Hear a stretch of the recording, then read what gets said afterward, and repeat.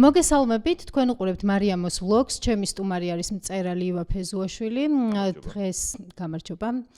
დღეს ვისაუბრებთ ლიტერატურაზე, ივას წიგნებზე და ამასთან ერთად ახალ წამოწყებაზე, ახალ კურსზე, რომელსაც ივა უძღვება, როგორ ვწეროთ და ამ კურსს ქვია თხელი წიგნების პეცი. როგორ ხარ ჯერ ეს მითხარი? ნორმალურად, ასატანად ქვეყნის მდგომარეობიდან გამომდინარე. ივა, მოდი დავიწყოთ, რადგან სიახლე შენ შემთხვევაში არის ახალი კურსი. ამ კურსის შესახებ რომ დავიწყოთ, როგორც ვიცი, სულ რაღაც რამდენიმე გაკვეთილი ჩაატარე, ხო? ხო, ზოგადად ძალიან მაინტერესებს, ხშირად უსმენ ხოლმე მასტერკლასზე განსაკუთრებით ძალიან ცნობილ მწერლებს, როგორ წერენ საკუთარ ძალიან ცნობილ რომანებს. და ძალიან დიდი ხიბლი აქვს, თითქმის ყველა სხვადასხვა მიდგომა აქვს და ის უნივერსალური მიდგომა რა იყო შენ შემთხვევაში, რამაც აი სილაბუსი დაგაწერინა და შემდეგ უკვე ასწავლი შენ სტუდენტებს. ხო, ყველას თავისი მიდგომა აქვს და ეგ მიდგომა გამომდინარეობს იქიდან, ვინ რა ეტაპზე არის კარიერაში, ხო, დამწყებისთვის სხვა მიდგომები არის და მე როდესაც მეხუთე, მეექვსე წიგნს წერ საერთო სტრუქტურაზე, სქემაზე და რაღაც მსგავს რაღაცებზე აღარ ფიქრობ და ხარ თავისუფლად, იმიტომ რომ ეს ყველაფერი თავიდან ბოლომდე გამჯდარია. ეს კურსი, რასაც კენკრა სტუდიაში ვაკეთებთ, არის დამწყები მწერლებისთვის, ანუ არანაირი დიდი ამბიცია არ გვაქვს, რომ ჩვენ სქელ დიდ რომანს დავწერთ. ჩვენი მთავარი ამოცანა არის, რომ კურსის ბოლოს თხელი აი 100-120 გვერდამდე წიგნის დასრულებული პირველი შავი ვერსია თუ არა, ნახევრამდე მიყვანილი ტექსტი მაინც გქონდეს, იმიტომ რომ საერთოდ ლეპტოპსაც არ ვეკარებით, ყველაფერი ხელით ხდება ამ კურსში. სილაბუსის დაწერის დროს მე რაც გამიადვილდა ამ ყველაფერში იყო ის, რომ დრამატურგის გამოცდილება მინდა არ მინდა მეხმარება და რამდენ სერიალს გაუვლია, ხო, ჩემს ხელში და ამ სერიალების კეთება რო დავიწყე, თავიდან იმდენად პატარები ვიყავით, აი მაგალითად პანიკის გარეშეც რო ვაკეთებდით, რომ არათუ ზუსტად სცენარი როგორ უნდა გვეწერა, რა პროგრამაში უნდა გვეწერა სცენარი, ესეც არ ვიცოდი და Google Drive-ში უზიარებდით ერთმანეთს, მე ალექს ჩიღვინაძე და სანდრო ნავერიანი დოკუმენტს და ამაში ვწერდით, იმიტომ რომ ჯერ რაღაცა ნორმალური წარმოდგენა არ მქონდა ამ ყველაფერზე და თან მართლა პატარები ვიყავით, 24 წლის ვიყავი მე მაგალითად. და მაგ პერიოდში გადავწყვიტეთ, რომ თეორიული ნაწილიც მესწავლა ამ ყველაფერს და ბლეიქ სნეიდერის Save the Cat გამოვიწერე, Sid Field-ის screenplay ესე ქვია, რაც თეორიასაც შევყევი. და გინდა არ გინდა იმაში ლიტერატურაში ეს დრამატურგის გამოცდილება თუ არ გაქვს, ყოველ შემთხვევაში რაღაცნაირად ამის შესახებ რამე თუ იცი, ძალიან გეხმარება, იმიტომ რომ დგას რა, რაღაც სტრუქტურაზე ყველა ტექსტი დგას დაწყებული გილგამეშიანიდან დამთავრებული არის გუშინაც გამოვიდა. თუ გინდა მასკარაფონეც რაღაცა სტრუქტურაზე არის, იმიტომ რომ ამბავი სტრუქტურის გარეშე არ იყოლება. და ეს არის ამას შევყევი, რომ თავიდან მე რა გამოცდილება მქონდა, მაგრამ იმიტომ რომ ახლა ამ პოდკასტშიც გაირკვევა, რომ თანმიმდევრული თხრობა დიდად არ შემიძლია, გადავწყვიტე, რომ ეს ყველაფერი ჩამომეწერა. რომ ჩამოწერა, მივხვდი რომ რაღაცა არ ვიცი, ცოტა შეიძლება ისე ჟღერს, ამბიციურად ჟღერს, მაგრამ სახელმძღვანელოსავით რაღაცა მეწერინება გზაში. და მგონია რომ რაღაცნაირად ეხმარება ეს რა სტუდენტებს უფრო მეტად ვიდრე რომ ვიჯდე და დავიწყო რომ აი ამ წიგნზე ისე ვიმუშავე, იმ წიგნზე ისე ვიმუშავე რა სტრუქტურას. და აი შენი ვიდეო რო ვნახე, როდესაც აანონსებდი შენ კურსს, იქ იყო ძალიან მნიშვნელოვანი ერთი მომენტი, რომ არ არის აუცილებელი ამბავი მოყვე და გამოვიდეს ეს ძალიან სქელტანი, ანუ ამბავი შეიძლება მოკლედაც მოიყოლოს და საკმაოდ ესეთ თხელტანიან წიგნში ჩავატიოთ სრული ამბავი. მithumetes დღევანდელი რეალობიდან გამომდინარე და გათვალისწინებით. ერთი ეგ და მეორე რაც მნიშვნელოვანია, რომ იწყებ პირველად რომ უნდა დაწერო რაღაც არ ყოფნის რა ხანდახან კონცენტრაცია რომ რაღაცა 200 გვერდიან შეეჭიდო და თხელი წიგნები რა არის ხო ეს Word-ით რო დავთვალოთ 25-30 გვერდია ანუ რაღაც მხრივ ერთი დიდი მოთხრობაა თუ რას და ამაზე უფრო მეტად ყოფნის კონცენტრაცია და უფრო ნაკლები შეცდომის დაშვების საშუალებაა ან თუ ამ შეცდომებს დაუშვებ, უფრო ადვილად სწავლადი, იმიტომ რომ გინდა არ გინდა ყველაფერს პრაქტიკა ჭირდება და წერას, როგორც ნებისმიერ ხელობას ჭირდება კოლოსალური რაოდენობის სიტყვა, რომელიც უნდა დაწერო და არ გაამართლოს ამ სიტყვებმა ერთად და მე ეს სიტყვები უნდა გადააგდო, ხო? მაგასაც ვსწავლობთ, რომ ეს სიტყვები როგორ უნდა გადააგდო მე. როგორ უნდა შეელიო ტექსტს. კი. მნიშვნელოვანი რაც არის და ამ კურსში რაც მომწონს არის ის რომ არ არის რომ აი ივაფე ზუაშვილი გასწავლის რა რაღაცა 6 ლექციის მერე, როდესაც აი რაღაც ეს საბაზისო რაღაცებს მოვილევთ, ჩემს მაგივრად მოდის სხვა მწერალი და ის საუბრობს უკვე მის პირად გამოცდილებაზე. ოღონდ ეს მწერალიც არის არჩეული იმ კუთხით, რომ მას აქვს მინიმუმ ერთი თხელი წიგნი დაწერილი. თუმცა მე-7 გაკვეთილზე მოდის უკვე რედაქტორი, რომელიც უზიარებს, რომ კი, რო წერ ეს ძალიან კარგია, მაგრამ რამხელა სევდაა, რომ უნდა წაშელო და ამ წაშლის შესახებაც რომ პირველად რო ეჩეხები რედაქტორს, რომელიც გიყვეთლებს რაღაც, პირველად არ ანუ მე ვმუშაობ მაშო სამადაშვილთან ერთად და ამ ახალ წიგნში იმდენი რამე გამიყვეთლა, რომ ვიფიქრე პირად კონფლიქტზე გადავალ თუგე, მაგრამ მე რო ჩახედავ და რო გაიაზრებ და პირველი ბრაზი რო გადაგივა, ხვდები რომ აი რედაქტორ შენი წიგნისთვის რო ცუდი უნდოდეს, ესე იგი პირველში დეგენერატი ხარ, რომ ეს რედაქტორი აირჩიე და ნუ თუ არ ხარ დეგენერატი და სწორი რედაქტორი აირჩიე, იმას წიგნისთვის მხოლოდ კარგი რაღაც უნდა, მაგრამ ეს მაშინ დებიუტანტი რო ხარ ან დამწყები რო ხარ, ამის გააზრება ცოტა რთულია და ამისთვისაც შემზადება გვაქვს. როდესაც ნუ ერთი წიგნი მაქვს გამოცემული, მაგრამ ის წიგნი გამოვეცი, მახსოვს რომ აი ვეჭი დავებოდი აი ყველა წინადადებას და ფრაზს და ყველაფერი ძალიან მეძვირფასებოდა. თან როგორ დროში ვცხოვრობთ, ხო? ხელოვნების კეთება არის ფუფუნება რა პრინციპში, იმიტომ რომ რაღაცა დღის სამუშაო უნდა კონდეს, მერე ოჯახი, მე რაღაც და აი რა დროც მოგრჩება ხელოვნებისთვის, აი ამ დროში აკეთებ, ხო? თუ ეს რაღაცა წერლობის შემთხვევაში ეს ხო შემოსავლიანი საქმე არ არის და საერთოდ საქართველოში არა. ხო, ნუ ძალიან უხერხული ამაზე ისაუბრო, რომ რაღაცა წერლობით თავი ირჩინა. და ამიტომ აი ეს დრო რაც გადარჩენისთვის ბრძოლიდან მოგრჩება წერალს თუ ხელოვანს, ეგ როგორ უნდა განაწილდეს და ეს რუტინა როგორ უნდა შეიქმნას ადამიანმა, ამას ვერ ასწავლი ვერავის, იმიტომ რომ ეს მართლა ძალიან ინდივიდუალურია, მაგრამ დისციპლინა რო აი ყოველდღიურად თუ არა, ყოველ მეორე დღეს იგივე საკუთარი თავის განვითარებისთვის ეს ძალიან მნიშვნელოვანი არის. და თავარი რაც არის ჯგუფური პასუხისმგებლობაც არის, ხო? 17-ნი არიან და ვიღაც 5 თუ 30 გვერდს დაწევს რაღაცა შინაგანი კონკურენციაც, ხო, ირთვება სადღაც, რომ მეც უნდა დავწერო 30 გვერდი რა. ძალიან საინტერესო არის ეს შენი ახალი კურსი. დარწმუნებული ვარ, რომ ძალიან ბევრი ადამიანი დაინტერესდება, ვისაც უნდა რომ და წერა ეს არ არის მხოლოდ ის ხომ რომ გავხდე აუცილებლად რაღაც ცნობილი მწერალი, თუნდაც თერაპიული ხასიათიც აქვს წერას. ეგ იყო ერთ-ერთი პირველი რაც ისქენს დავიწყეთ, რომ დავუშვათ ამ წამს შეიძლება არ კონდეს ამბავი, რაზეც იცი რომ აი ახლა მათი ლექციის თუ გაკვეთილის თუ მეცადინეობის განმავლობაში ამას დავიწყებ და ამას განვავითარებ, მაგრამ ყველას გვაქვს ბავშვობა და ბავშვობაში ყველას გვაქვს რაღაცა ერთი ტრავმა, რომლის მოყოლად შეიძლება ან რაღაცა სცენა, რომლის კიდევ ერთხელ გავლა გინდა. პირველი ნაწილი არის რაღაცა ორივე თერაპიულია პრინციპში, რა ერთი არის რომ მოიშორო დავუშვათ ეს რაღაცა თერაპია როგორ მუშაობს ლიტერატურაში, ეგ მაინც ვიცი და მეორე ის რომ კიდე გაიმეორო ეს ყველაფერი და რაღაცა იმ შეიკეტო თუ შეეკეტლო კიდე ერთხელ რაღაცა იმ სასიამოვნო რაღაცას რაც გინდა. ნუ შენი წიგნები ფაქტობრივად მაგ ტრავმების აღიარება არის და მაგ ტრავმების გადმოტანა, რაც არა მხოლოდ კონკრეტულ ადამიანებს, არამედ მთელ ერს გვაქვს და ამაზე მე უფრო დაწვრილებით ვისაუბრებთ, მაგრამ ვიდრე შენს წიგნებზე გადავალთ, რადგან წერაზე ვსაუბრობთ, მოდი მითხარი, შენ როგორ მუშაობ? მე როგორ წერ?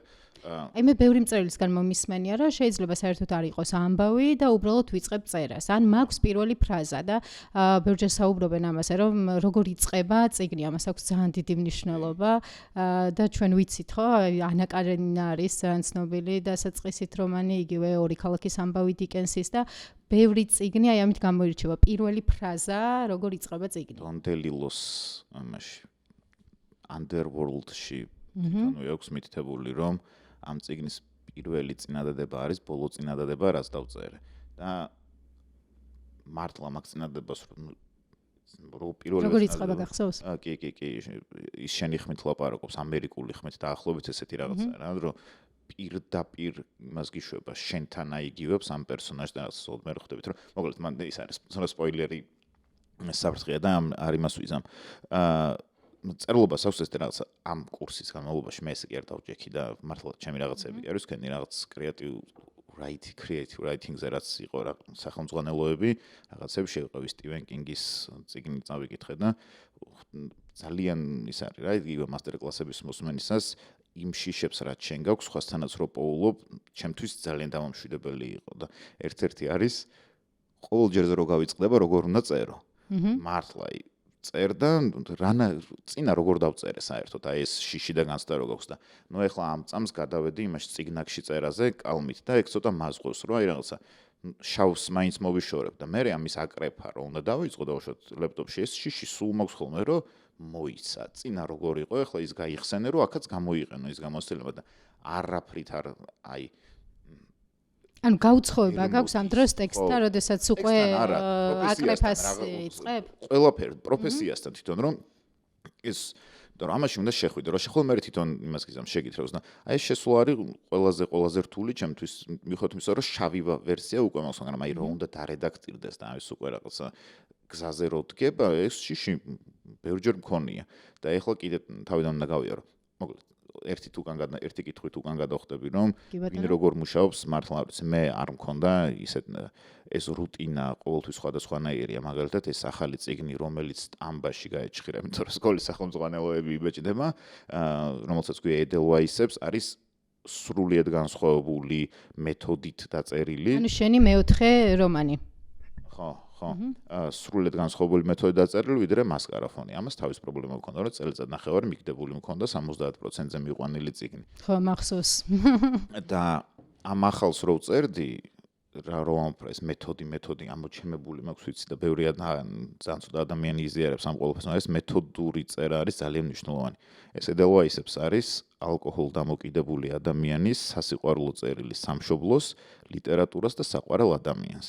მან ძალიან მარტივ მეთოდს მივაგენი, რომ თუ წიგნის პერსონაჟი წიგნში 90% მთვრალია, მთვრალი თუ არა, ნასვამი მაინც უნდა იყოს შენ რომ დაწერო და მაგან სხვადასხვა ისეთ დეგენერატულ აღმოჩენებამდე მიმიყვანა. უთრეშესი რუსული მუსიკალური ბოიბენდი რო იყო დისკოტეკა ავარია თუ გახსოვს. ამათი ერთი სიმღერით მაქვს თავიდან ბოლომდე ქართველი მთავარი გმირის და ალჟირელი მწერლის დიალოგი დაწერილი. გამორიცხულია, მაგას ფხიზელი მართლა ვერ მოიფიქრებდი. და მიუხედავად იმისა, რომ ჩემმა რედაქტორმა 20-25% ამომიღო წიგნიდან, იმიტომ რომ ისევ მაშოვა მთვრალი ტექსტები იყო. ოღონდ ეს იყო ამის მეთოდი. ზუსტად ვიცი როგორ დავიწყე მაგის წერა და რითი ვერთობოდი ვიყიდე ბიგ კრისტალი რო არის ყველაზე გაყიდვადი ნივთია მთელ მსოფლიოში, მაგის საიუბილეო გამოცემა, ანუ პლასტმაში აღარ იყო იმაში რკინის ალექს ჩიღვინაძე რომელი კალმითაც წერს. ოღონდ ის საიუბილეო გამოცემის ვიყიდე და მქონდა და ახალი წიგნაკი და ამის ჩაწერებით ვერთობოდი. ისე რომელი წიგნაკი გქონდა? მგონი მანდ მქონდა როდია. არა, მანდ როდია მქონდა და მე ბულგარეთში აღმოჩნდით ბევრი ქართველი ლიტერატორი ერთად შავი ზღვის ლიტერატურულ ფესტივალზე. სულ რაღაც ერთი თვის წინ. არა, ეს შარშან. და ნუ მან რა იყო ისეთი სასაცილო ინსპირაცია, რამაც გამაგრძელებინა ამის წერა სამწუხაროდ კამერაში არის. ვერ მოყვები. მაგრამ ნუ ეს იყო რა, მაგის თავარი ჩემთვის მაგ წიგნის თავარი თერაპიული ნაწილი თუ მოშორება იყო ის რომ ეს ალკოჰოლიზე დამოკიდებულება, რომელიც ჩვენ ოჯახში გავიარეთ, ეს ყველაფერი მე რაღაცნაირად ტვირთად, მოკლედ დეტალები ის პირადულია ძალიან და არ მინდა, როდესაც ალკოჰოლზე დამოკიდებულება, სამშობლოზე დამოკიდებულება და სიყვარულზე დამოკიდებულება რაღაცნაირად ერთად რომ მოგეშორებინა ადამიანს და თან ძალიან გავერთე.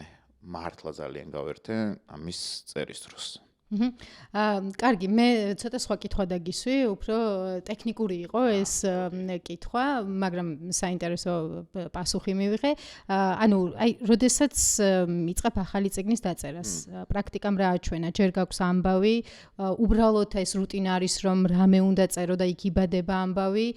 ყოფილა თუ არა, რომ აი ის პირველი ფრაზა გაქვს, რომელიც ჩვენ ვახსენეთ, თუ მაგალითად აი რაღაც კონკრეტული პერსონაჟი დაინახე.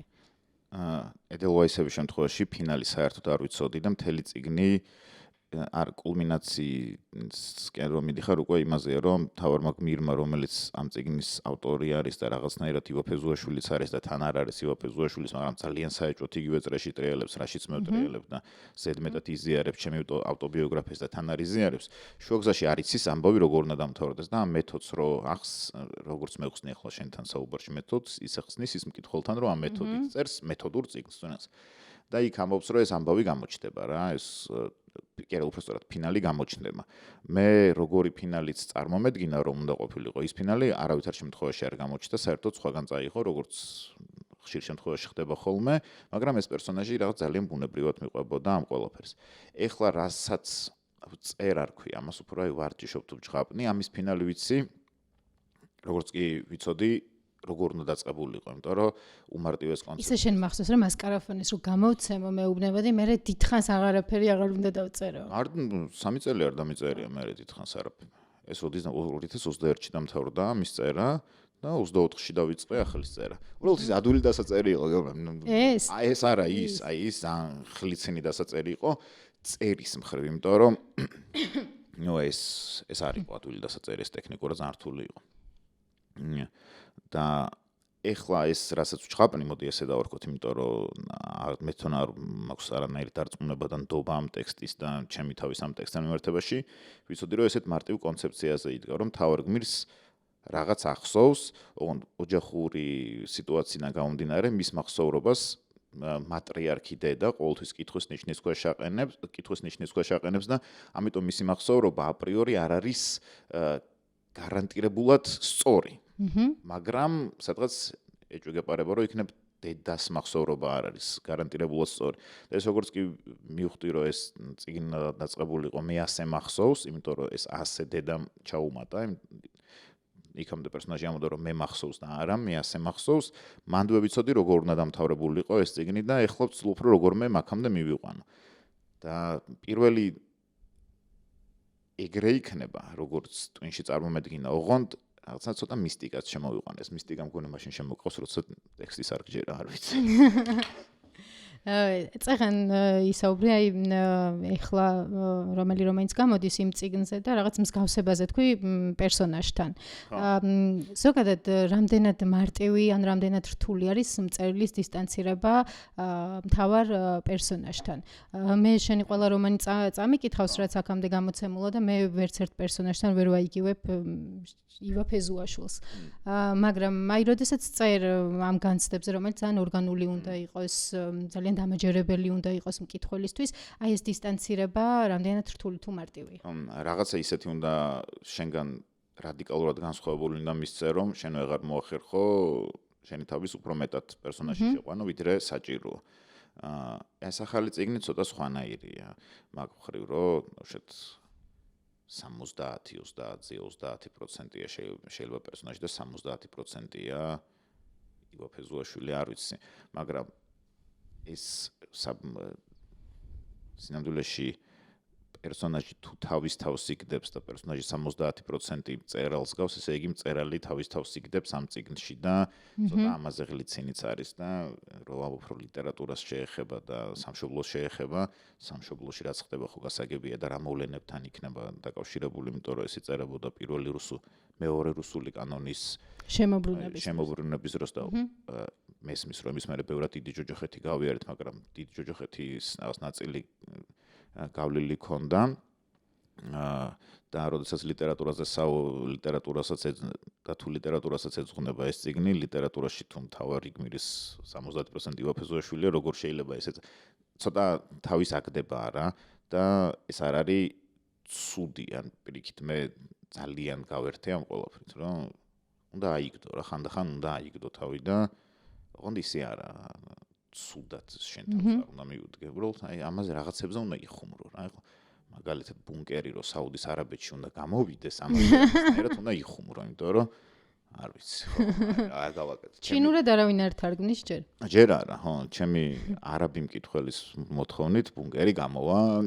არაბი მკითხველის? ხო, სხვა არაფერი არ აქვს ამას, აი საუდის არაბეთში ბუნკერს რა უნდა. იმიტომ კი არა რომ ნაკლები პატივია საუდის არაბეთში წიგნის ბაზარს არ უცემ პატივს, უბრალოდ ძალიან უცნაურია რომ ქართველი მწერალი უცებს საუდის არაბეთში ამოყობ შენი წიგნით თავს რანაირად, ხო, არ ვიცი. თან ბუნკერით. თან ბუნკერით, ხო. რომლით უნდა ამომეყო, რომ ეს რაღაცა ძალიან დიდი გაუწყოება არ მქონოდა ამასთან არ ვიცი, მაგრამ ისე ბუნკერი ძალიან წარმატებული რომანი აღმოჩნდა, უკვე მე რამდენი ენა? მგონი მე-11 იქნება არაბული, რომელზეც გამოვა. ნუ ბუნკერს ხელი შეუწყო ევროკავშირის პრემიამ, ხელი შეუწყო იმან, რომ უშოთ საფრანგეთში იყო მედიჩების გრძელსიე, მედიჩების პრემიის გრძელსიეში გადავიდა და ფრანგულ ენოვან კულტურასთან ვინც არის ეს ახალგაზრდა ავტორს, რომელიც ჯერი აფი ღირს ამაზე ინტერესი უფრო მეტად უფრო იაფია, ხო, ამის თქვა მინდოდა. საავტორო უფლებების კუთხით და მეორე ის რომ ქართული ლიტერატურა ძალიან ამაყად მაგრამ ნელა მკვიდრდება ევროპულ ლიტერატურაში. დღეს იყო ქართველი მწერალი, ნიშნავს სადღაც იმას, რომ იყო ევროპელი ავტორიც. და ამას ძალიან ბევრი ადამიანი ამტკიცებს, რომ არის იყო. ვინც მახსენდება აჩიკო კიკოძეც ბევრ ენაზეა ნათარგმნი, თამთამელაშვილიც ბევრ ენაზეა ნათარგმნი, მეც ბევრ ენაზე ვარ ნათარგმნი და კიდე სხვები და სხვები. ანუ ამას ერთი მხრივ ინო ხარატიშვილის დიდმა წარმატებამ შეუწყო ხელი, მეორე მხრივ შეუწყო ფრანკფურტის წიგნის ბაზრობაზე, რომ მასპინძლები ვიყავით და მესამე ის, რომ გავედით მოჯადოებული წრიდან, აღარ ვართ მარტო ჩვენ თავში და ჩვენ ქვეყანაში და ჩვენ კულტურაში ჩაკეტილი, რაღაცა გვაქვს კონტაქტები და გვაქვს რწმენა, რომ რასაც ჩვენ ვქვნით, ეს არ არის მხოლოდ რაღაცა 2000-3000-იანი მკითხველისთვის, არამედ მსოფლიოსთვის არის საინტერესო. და ეს რწმენა რომ ბევრ სხვა რამეშიც გქონდეს და მართლა ისე ამაყად რო გჯეროდეს ქართული კულტურის როგორც ხალხს ვაჩვენებთ, რომ თუ თავს ვატყუებთ, რომ გჯერა, სულ სხვანაირი პროცესი იქნებოდა დღეს ქვეყანაში. ისე მწერლობა რაღაც ბავშვობიდან გინდოდა? თუ აი როდის აღმოაჩინე რომ მწერლობა მინდა? არც პრინციპში რაღაცა ბავშვობაში რასაც წერდი, იქიდან ერთ-ერთი მოთხრობა არის შესული მაშ სადებიუტო კრებულში, მაგრამ ის სადებიუტო კრებული იმდენად არ მიყვარს, რომ ცა ალბათ იყო ესეთი მოთხრობა, რომელიც არილში დაიბეჭდა, მახო ხარბედიას უდიდესი დანაკლისი ქართული ლიტერატურისთვის, მახო ხარბედიას რედაქტორობით, მანდ მივხვდი პირველად რომ რაღაცეები რაც გაწუხებს და სოციალური თემები, რაც შენს ირგვლივ და შენს ქვეყანაში ხდება, ეს შეიძლება რომ ლიტერატურაში შემოვიდეს და ეს რო ვიპოვე, პრინციპში მანდ ვიპოვე ხმაც თუ სტილის თუ საერთოდ რა მინდოდა ლიტერატურისგან მეკეთებინა. და რადგან სტილი ახსენე, შენს რომანებში შენი წერის სტილი ერთმანეთისგან ძალიან განსხვავდება. მეთანხმები ალბათ, ხო? და რომ ვისაუბროთ მასკარაფონეზე, ბუნკერზე ვთქვით და მართლა ძალიან პოპულარული გახდა ეს რომანი. მეც რამდენიმე რეპორტაჟი მაქვს გაკეთებული, მაგრამ ჩემი რეპორტაჟი იქით იყოს, ბევრი მკითხველი ყავს. მასკარაფონეზე ამდენი ჯერჯერობით არ მსმენია სამწუხაროდ, თუმცა მე ვფიქრობ, რომ ეს წიგნი შეიძლება იყოს ერთგვარი სარკე, სადაც ძალიან კარგად ირეკლება ჩვენი უახლესი ისტორია, მთელი თავისი მანკიერებებით, მთელი თავისი ტრამებით, ტრაგედიებით, რომელიც ჩემმა და შენმა თაობამ გამოიარა და ჩვენი მშობლების თაობაზე ამ წიგნშიც წერს და ესეც ძალიან მენიშნა, რომ მშობლების თაობის გადააზრებას თითქოს აქაც ცდილობ. მართალი ხარ, ამან მასკარაფონე ვერ გახდა ისეთი რა არის სწორი სიტყვა? ყოჩაღი როგორც ბუნკერი გახდა. საკითხვადი თუ რა. ხო, ბუნკერს ძალიან შეუწყო ხელი ერთის მხრივ ევროპულმა ლიტერატურულმა პრემიამ, მეორეს მხრივ მიშა ჩარკვიანის სპექტაკლმა, იმიტომ რომ მართლა წელიწად თითქმის 2 წელი არ ჩამოდიოდა სცენიდან და მე თვითონ მიჭირდა ორჯერ ვარ ნამყოფი და ერთხელ ვიჯექი აქედან, მეორეჯერ ფეხზე ვიდექი, იმიტომ რომ ბილეთი არ იშოვებოდა და სპექტაკლის წარმატებას, წიგნის წარმატებაზე აისახა. და სტილიდან დავიწყეთ საუბარი ამ წიგნში წერის სტილზეც რომ ვთქვათ. აქ მიყვარს ძალიან მოკლე წინადადებები. მიყვარს პერსონაჟის ტვინი როგორც მუშაობს, პერსონაჟის ტვინში შედიხარ და ის როგორც ისაუბრებდა და იმეტყველებდა, ზუსტად იმ სტილს უნდა გაყოლოდი, ბუნკერისგან განსხვავებით, სადაც დაუსრულებელი თითქმის გვერდიანი და ხანდახან ორგვერდიანი წინადადებები გვხდება. აქ ეს არ იყო მთავარი, აქ იყო როგორღაც აი ესაც ხომ ეგრე გავთვალე რომ მეტრონ ასოციან მეტრონომს უნდა აყოლოდა რაღაცეები. ყოველ შემთხვევაში მე რო ვკითხულობ ამ BPM-იან მეტრონომს ვაყოლებ ხოლმე და მეორე რაც იყო სტილის ამბავში იყო რომ აწმყოდრო ერთ-ერთ დარჩენილი იყო სკოლიოში. ეს სკოლიო რაღაც ცოტა მიტოვებული ადგილი არის ხოლმე ლიტერატურაში, რაღაც მხოლოდ ანუ განმარტებისთვის არის ხოლმე. მე მინდოდა ამ სკოლიოს უფრო ისე ყოჩაღად გამოყენება და მაგანაც თავისი პეცი მისცა მიუხედავად იმისა, რომ ფინალისკენ რომ მივდიოდი, მივხვდი რომ ორი წიგნი მაქვს დასამთავრებელი, ერთი რაც სკოლიოშია და მეორე რაც ფურცელშია, მაგრამ რაღაცა იმ ერთმა წინადადებამ თავიდან ბოლომდე შეკრა ყველაფერი. არ ვიცი რა არის პრობლემა ამ წიგნის, რატომ არ არის იგივენაირად წარმატებული, მიუხედავად იმისა, რომ ქართველი მკითხველი ძალიან ითვალისწინებს ლიტერატურულ პრემიებს და ამანაც ზაზა ბურჭულაძესთან ერთად აიღო საბა წლის საუკეთესო რომანის თვალსაზრისით.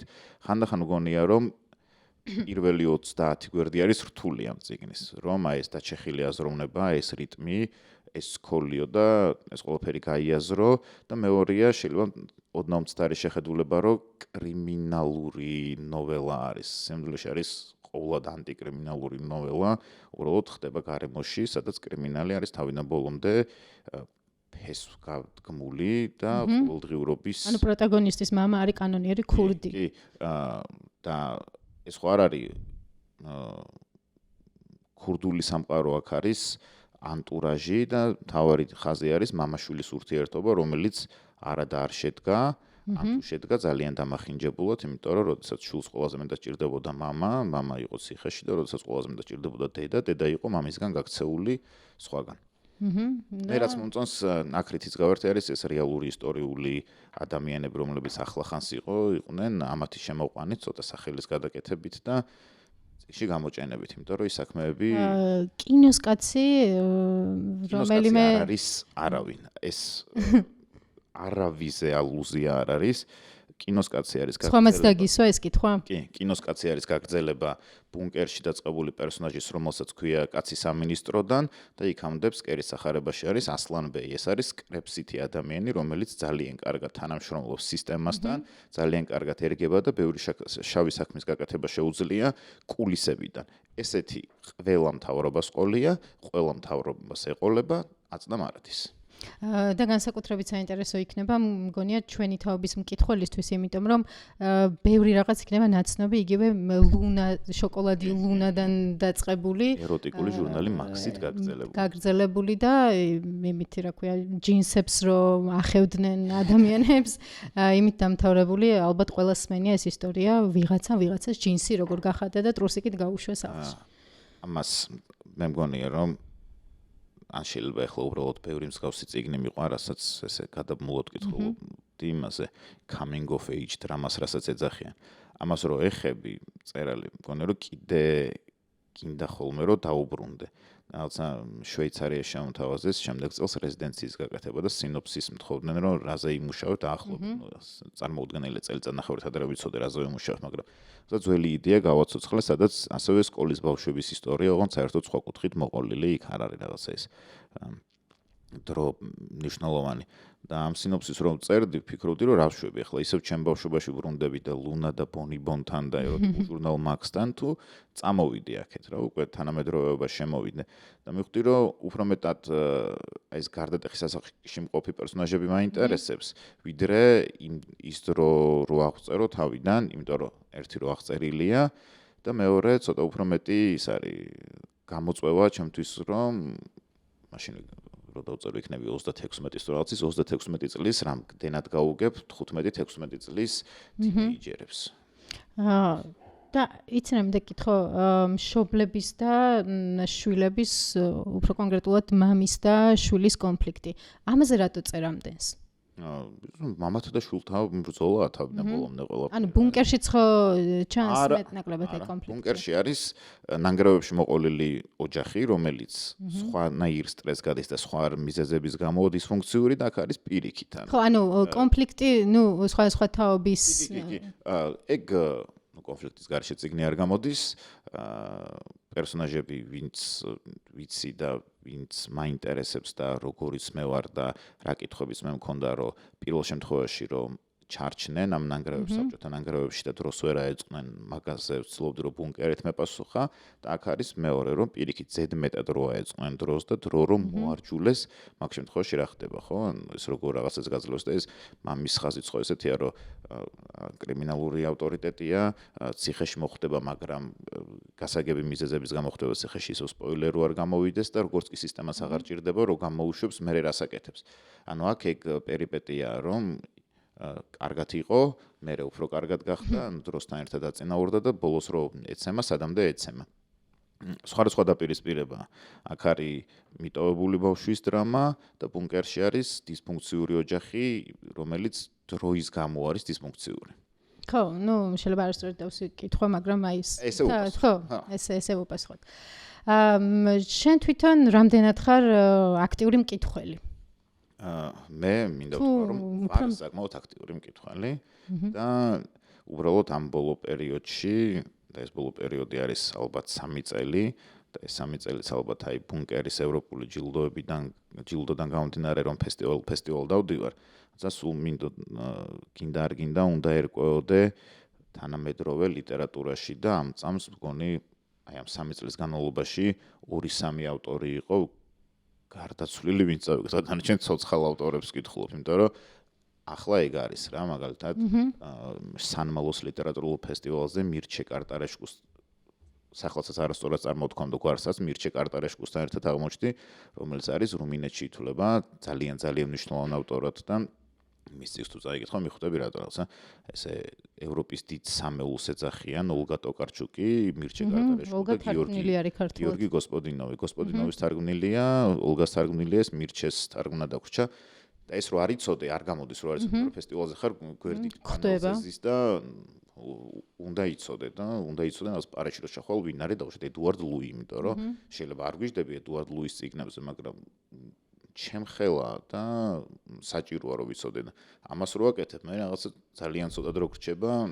უი, რა მინდა კითხო, იცი, ეს მაინტერესებდა, შენს ინსტაგრამზე ნახე სტორი, რომელიღაც წიგნი დაპოსტე, მე მგონი ბრიტანელი ავტორის და მაგ წიგნზე მინდა და მეკითხა, აქვე გკითხა, ვიდრე კადრს ნახა.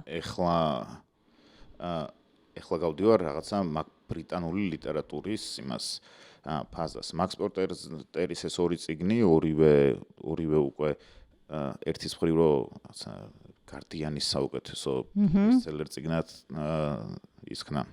დასახელდა, მეორე საინტერესო რაც აქვს, რომ ორივეზე ფილმს იღებენ უკვე შაიში ითამაშებს კილიან მერფი და გრიფით გრძელსათაურიანში ითამაშებს ბენედიქტ კამბერბაჩი და რაც ხდება არის ამ ბიჭი კაცი არ ვიცი როგორ მოიხსენოთ ამ კაცთან მიმართებაში, რომ სალი რუნი როგორც წამოვიდა და მის ყველა წიგნზე სერიალი და რაღაც გადაიღეს, ესეთი ავტორი გახდება რა, რომელიც ძალიან კარგი ავტორია. სალი რუნი მოგწონს? სალი რუნი არის ფანტასტიკური წიგნი, რომელიც უნდა წაიკითხო აეროპორტში ან ფრენისას. ან ის არ არის ბევრნაირ ახსნას. სალი რუნი წიგნი არის, სალი რუნი ხო ავტორი არის თუ მაყურებელმა არ იცის? არ მომწონს სალი რუნის რო პაპსას ეძახიან. სალი რუნი არის ძალიან ჯანსაღი, პოპი, ძალიან კარგად დაწერილი, ძალიან სასიამოვნო წასაკითხი და ეს არ მოგწონდეს, ნიშნავს რომ რაღაცა თანამედროვე ლიტერატურა, რა თქმა უნდა შეიძლება არ მოგწონდეს. შეიძლება ალბათ კომპლექსის ამბავი იყოს თუ არ მოგწონს რაღაც, რომ ეხლა შენ კაცებს მიდექი, რომ კაცებს არ მოწონთ, იმიტომ რომ არ ვიცი, კაცებს თუ ქალებს თუ ვის არ მოწონს, ზოგადად სალი რუნი ვისაც არ მოწონს, ცოტა კომპლექსი არის, რომ ძალიან პაპს არის და ამიტომ არ უნდა მომეწონოს.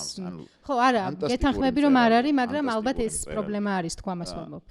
არ მაქვს ქართულად წაკითხული, ორიგინალში იკითხება ფანტასტიკურად, შემოგეკითხება, რაც აქვს ძალიან მთავარი ბრწყინვალება და დიდი ოსტატია რა, რომ ეგრე წერო, მარტივ წერას რო ეძახიან, წერე, აბა მარტივად წერო შემოწმოს რაღაცა იმებს ხომ მოვიგონებ. ქართულად რაღაცას მარტივად წერა რთული, თორემ ფორმას მე მიყვარს სალი რუნი. კარგია.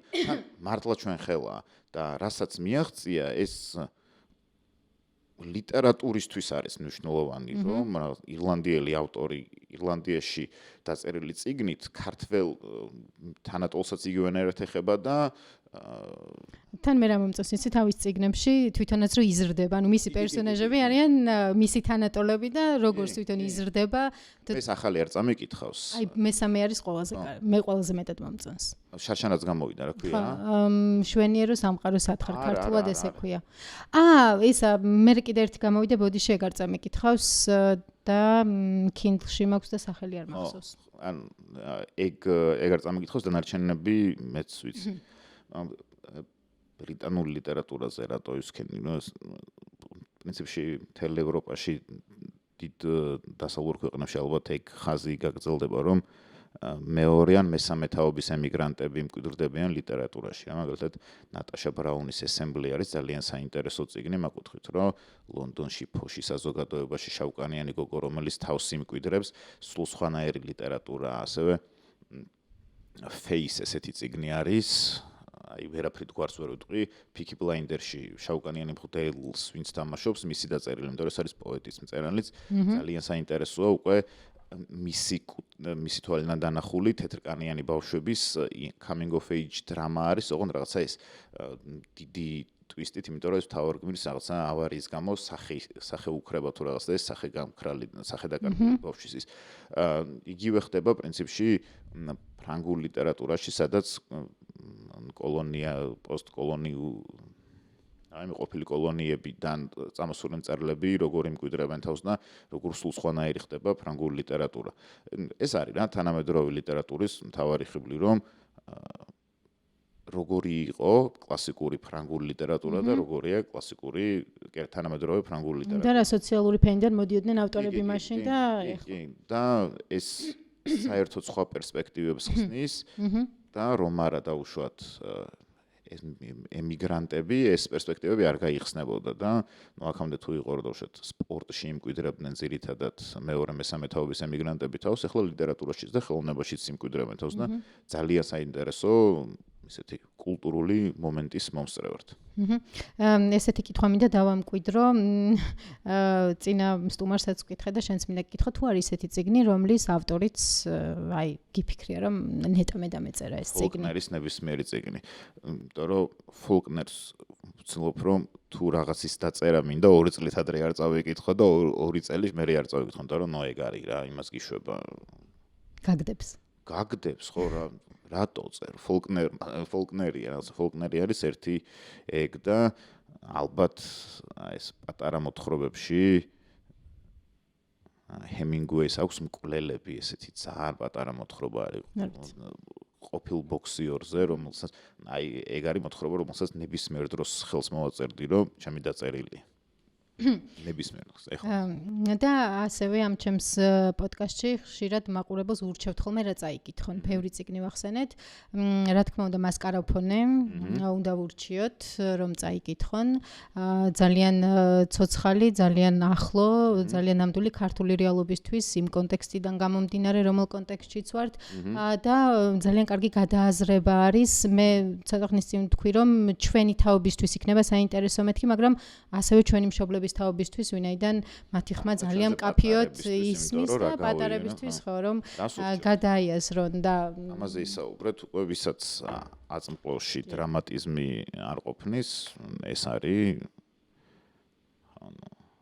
რა დრამატიზმია? ვის თუ არის ესეთი ადამიანი, ვისაც ლიტერატურიდან ჭირდება მე ამ წამს საერთოდ ყველაფერთან კითხვის ნიშნები მაქვს რომ როგორ უნდა შევიდეს ხელოვნება კონკურენციაში იმასთან რაც გარეთ ხდება მაგრამ ერთი ეს არის და ყოველთვის სანამ ეს წიგნი მართლა ძალიან პოპულარული არ გახდება გიორგი გოსპოდინოვის დროის საფარი მგონი ესეთ თარგმნეს ბულგარელი ავტორი თანამედროვე ჩვენს გვერდით ცხოვრობს და რაღაცა ჩვენ ხო ცოტა უცნაური წარმოდგენები გვაქვს რაღაცებზე რომ ბულგარული ლიტერატურა რა უნდა იყოს აი მიხვდებით რა არის რა. აი ესე შეიძლება ფიქრობდნენ ქართული ლიტერატურა რა უნდა იყოს, ვიდრე აკა ფრანკფურტში სიტყვით არ გამოვიდოდა. და ეს სოციალისტური წარსული, ეს დროზე წარსულზე ხელის ჩაჭიდება, ხო? თორე ჩვენ როგორც დიდგვარი გვაქვს, ბულგარელებსაც აქვთ ესეთი დიდი ბრძოლა გავლილი და აი ამას როგორ გაფეტიშებული აქვთ და როგორ არავითარ შემთხვევაში ამაზე კრიტიკას არ იღებენ და იმიტომ რომ ამაზე კრიტიკას არ იღებენ, როგორ ვერასდროს წინ ვერ მიდიან, აი ესაც დროზე ჩამოკიდებაზე რა, დროს რო შეეფარები, რომ თვითონ თავი გმირის ამას 60-იან წლებში არის ყველაზე კომფორტულად და ძალიან მნიშვნელოვანია, იმიტომ რომ რაღაცნაირად სოციალისტურ წარსულს რო იზიარებ, უფრო ადვილად ხვდები რა გასაჭირი და რა პრობლემები აქვს. მაგით არის რომ დავშვათ ჩვენ ლიტერატურას ბევრად უფრო კარგად ესმით ყოფილ საბჭოთა ქვეყნებში და ყოფილ სოციალისტურ ქვეყნებში, ვიდრე ნორვეგიაში დავუშვათ. ზოგადად რაში ჭირდებათ ადამიანებს ლიტერატურა შენი აზრით? ამ წამს თუ ზოგადად? ზოგადად ლიტერატურა არის ყოველთვის. თუ გინდა ამ წამს იყოს და ამ დღევანდელობაში. შეიძლება ჩემი შვილის ფრაზით გიპასუხო? კი. 9 წლის არის ჩემზე კარგი მკითხველი, მხრივ ჩემზე ბევრს კითხულობს, დროც შესაბამისად, თუმცა ჩემზე ისა აქვს ახლა რომ არ დადაგები არის თან? არ დადაგები არის სკოლის და რო კითხულობ ხო აი რაღაცნაირად თავიდან ბოლომდე ეფლობი რა წიგნში, როდესაც ძალიან დაინტერესებული ხარ და ამას რო უყურებ როგორ არის ხოლმე აი ჩართული და რო დაუძახო როგორ ვერ გამოიხედავს და რაღაც და თან ეს შეუძლია ყველაზე კარგი უნარი რაც აქვს ძალიან ხმაურში გააკეთოს. ნახეთ, ჩემ მეორე შვილის დაბადების დღეზე უკვე სტუმრები რო ნელ-ნელა იშლებოდნენ, ამან გამოიტანა წიგნი და კითხულობდნენ. მოკლედ ესეთი ფრაზა უთხრა ჩემ ცოლს, რომ მე მგონი ვისაც კითხვა უყვარს იმისთვის წიგნი მულტფილმივითაა და ვისაც არ უყვარს და აიძულებენ იმისთვის მხოლოდ ასოებია.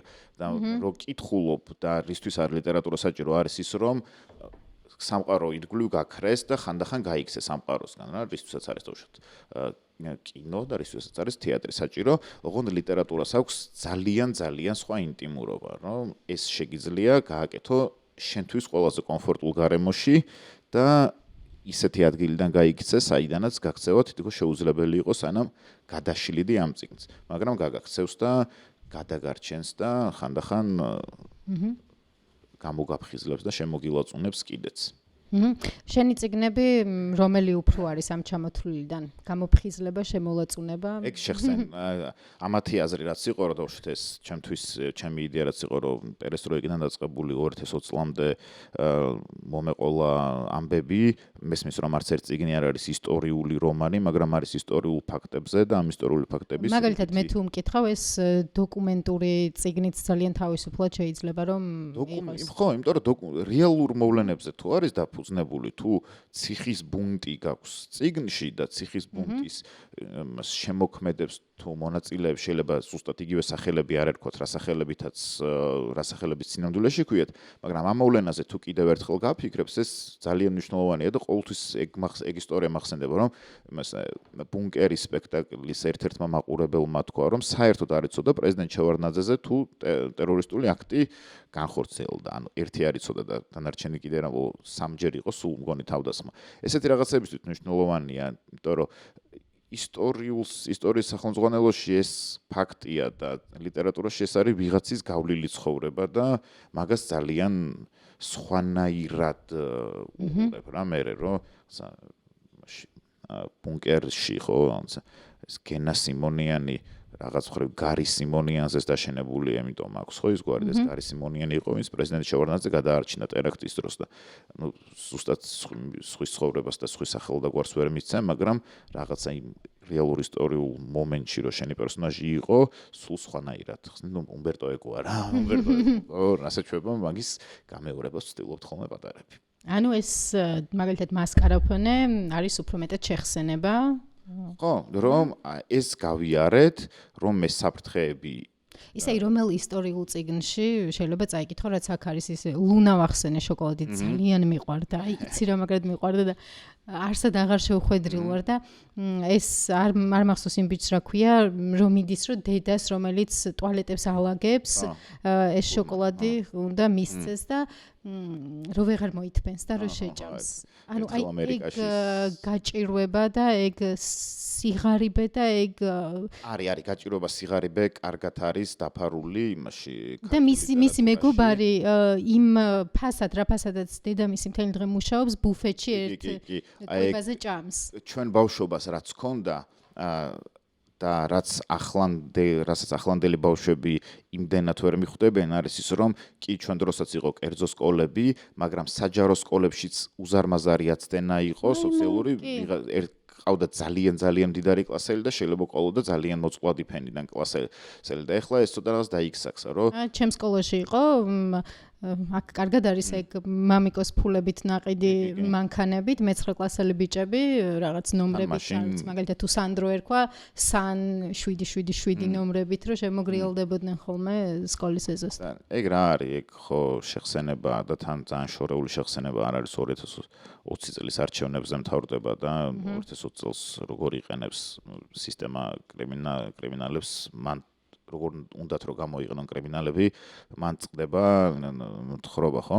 ანუ ეს რაც იყო ჩვენ ბავშვობაში და სადაც ახლა ეს ქვეყანა დგას 90-იანების გამეორება არის სავსებით შესაძლებელი, ოღონდ სინათლე იქნება ქალაქში და ადრე თუ ყველაფერი ჩაბნელებულ ბნელში ხდებოდა, ხო ნათელში იქნება ეგ ყველაფერი. ნათელში.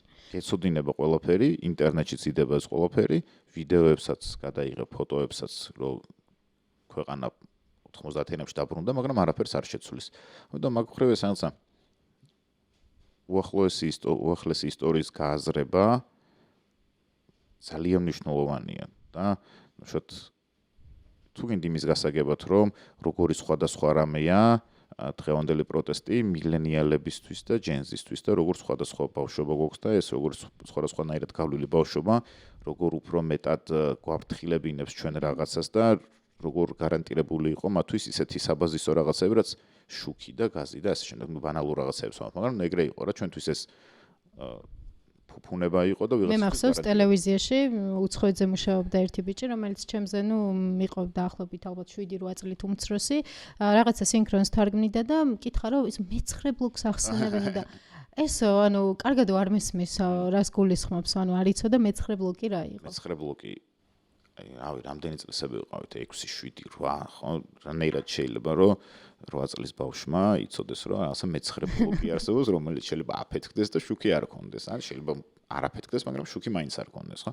ეს როგორ შეიძლება ეზოდან გენერატორი მოგპაროს მეზობელმა. და აი ეგ მაგ მხრივ ჩემს ქვემოთა თაობისთვის უფრო მნიშვნელოვანია ამ წიგნის წაკითხვა და ბავშვი ჩემი თაობა თუ კიდე ერთხელ გაივლის და ეს ექნება და მშობლები თუ ოდნავ სხვა რაკურსი და შვილების რაკურსიდან დაინახავენ პირველად ამ რაღაცებს, პირველად არა, ნუ რაღაც ლიტერატურაში თუ დაინახავენ შვილების რაკურსიდან მათ გავლილ გზას, ჩვენს ქვედათაობისთვის ის არის რომ, ეს იყო, ეს მოხდა ამ ქვეყანაში, რა კი არ ვიცი. აი ეს ჩვენზე დაბალი თაობა რო კითხულობს, ჯინს როგორ ხდიან, ანუ ეს ხო დაუჯერებელი არის. ხო. გოგი გვახარიას აქვს თავის წიგნში, მე მგონი როგორც მახსოვს ეგ ეპიზოდი, რომ იყვება ვიღაცას, ვისაც ჯინს ხდიან, მაგრამ ყველას გვახსოვს ალბათ ეგეთი ამბავი, ხო? ვიღაცას ჯინსი რო ჯინსი არ წაურთმევია ჩემთვის, მაგრამ პლეხანოვზე ცდილობდნენ რომ ტელეფონი მოეპარათ. ტელეფონი ორჯერ მომპარეს, რას მელაპარაკე. ეს ყოველდღიურობა. ერთხელ სხვათა შორის ვიყავი დაახლოებით მე-7 მე-8 კლასში, ფასანაურში ვისვენებდი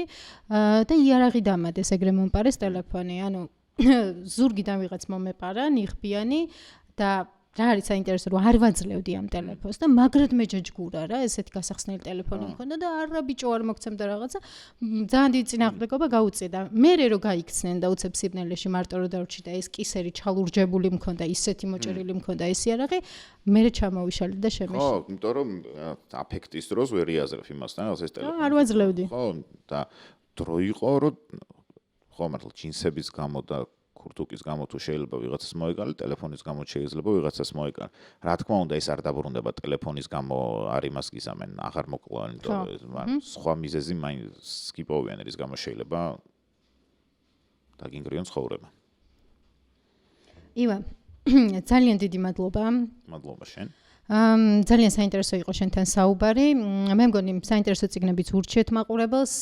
შენს კურსზე კიდევ ვუთხრათ, რომ ვინც დაინტერესდება, სად უნდა მოაგნოს შენ კურსს? კი ბატონო, კენკრა სტუდია რაღაცა ჩვენ კოლაბი გავაკეთოთ, მე რომელიმე რილსის და ერთმანეთს ესე იპოვით და ივლისშიც და აგვისტოშიც ვფიქრობთ ონლაინ და ოფლაინ კურსებს. ონლაინ საშუალებაც იქნება, ვინც საქართველოში არ ცხოვრობს, ეგ ძალიან კარგი არის. ვინც საქართველოში არ ცხოვრობს, ვინც თბილისში არ ცხოვრობს და რეგიონიდან ყოველ შაბათ-კვირას ან ვერ ივლის თბილისში ონლაინ კურსების დაგვემატება ივლისის ბოლოდან თუ არ ვწდები და აგვისტოში ამ კურსს კიდევ ერთხელ გავივლით და სექტემბრიდან უკვე ერთი ახალი კურსიც გვემატება, მაგასაც ესე რეკლამასავით ვიტყვი, რომ 36 დრამატული სიტუაცია ამ კურსის გაკეთება გვინდა, რაც ის კლასიკური მოდელი, რაზეც დგას ამბის თხრობა, ამაზე გვინდა რომ 4-5 ვორქშოპიანი კურსი გავაკეთოთ. ძალიან დიდი მადლობა. ეს წიგნი ურჩეთ და სათაური არ გვითქვამს. პოლ ლინჩის მისნის სიმღერა იყო, წიგნი რომელზეც ივამ ისაუბრა, ნუ მას კარაფონევ თქვით, კიდევ ერთი ბულგარელი ავტორი იყო, გიორგი გოსპოდინოვი, დროის საფარი. არ ზუსტად არ მახსოვს ქართულად როგორ არის. ნუ მწერლის სახელით და გვარით მოსერჩავენ ყოველ შემთხვევაში. მადლობა რომ გვიყურებთ, მადლობა ივა იმისთვის რომ იყავით ჩემი სტუმარი და შემდეგ ეპიზოდში შევხვდებით, გამოიწერეთ ჩემი არხი.